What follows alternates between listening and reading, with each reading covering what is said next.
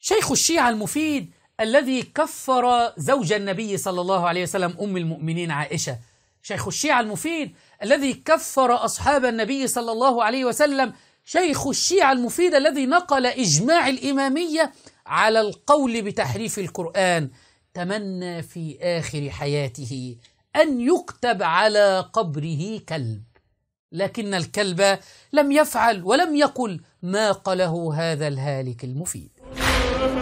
الشيخ المفيد رحمة الله عليه حين توفي هو كان يعيش في بغداد، وحين توفي وصى في وصيته، وهذا مكتوب في حياته في كتب التراجم، لو رجعتم ستجدون ذلك واضحا.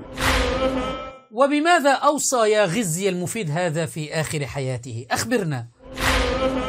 فأوصى أن يدفن عند بوابة الإمامين في وصيد الباب عند العتبة، وأوصى أن يكتب على قبره وكلبهم باسط ذراعيه بالوسط، وكلبهم باسط ذراعيه بالوسط.